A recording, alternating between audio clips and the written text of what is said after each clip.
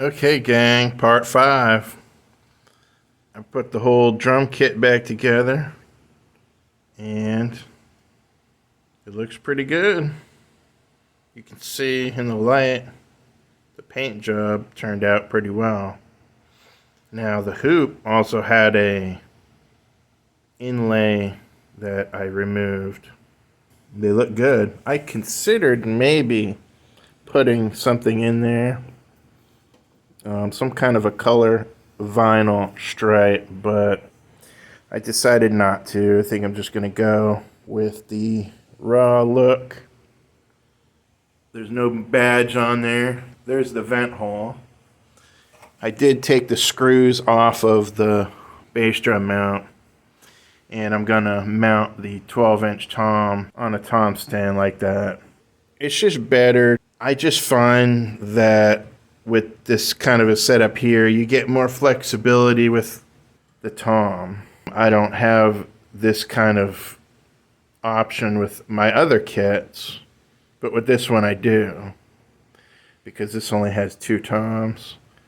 Now, if I had 2 rack toms, I would definitely use the tom mounts on the bass drum, but in this case, I'm just going to use a snare stand. It really does give you more options as far as setting up, because you can really pull the tom anywhere you want that way. You can put it down lower or higher.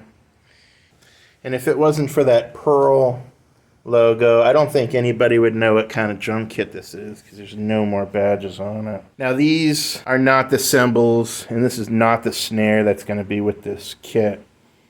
I just put it on my setup at home to play on it. I've been playing on it for a couple of days, and it sounds great. The bass drum really sounds good. And I think I got the toms dialed in pretty well. They sound acceptable. This is not a professional drum kit here. This is a beginner level drum kit. So the toms are going to sound acceptable. And that's good. That's all I need. I don't need no better than that. And I even pulled the screw off of the tom mount because it's going to go on a snare stand. So, yeah, it turned out really, really good. I did have to go to the hardware store and pick up some screws that were missing. I was missing the screws for the floor tom legs. I don't know where they went, or they may have had even the wrong screws. It's a mystery, but I went there and I got set up with some new screws, so everything is put back together nice and snug, and this thing's gonna rock. Friday night, it's gonna do it. Now I'm gonna try to show you guys. I do have a bass plate under here. I'm going to try to show you. If you can see that, the bass pedal is mounted up to the docking plate. It lifts the bass drum up a little bit, about 2 inches in total, once the bass drum is on the pedal. And you can really mount your bass drum pedal on there securely without having to rely on the bass drum hoop.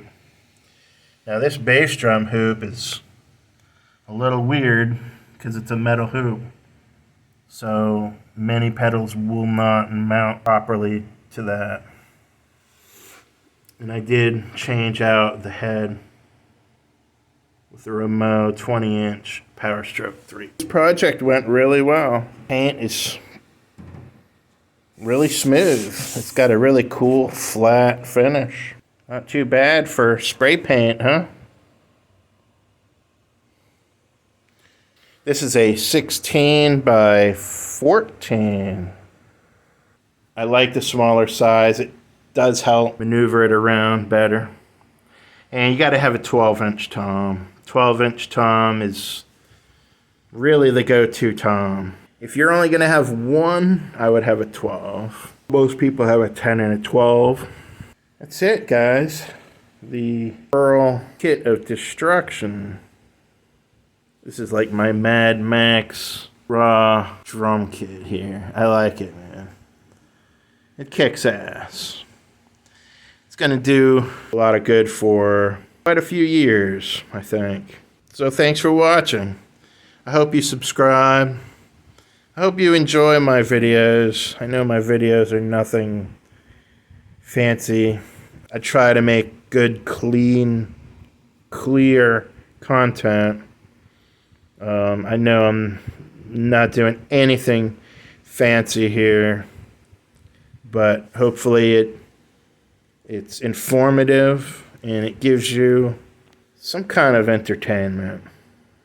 Maybe a little bit of knowledge. You can see different things. And again, thanks for watching.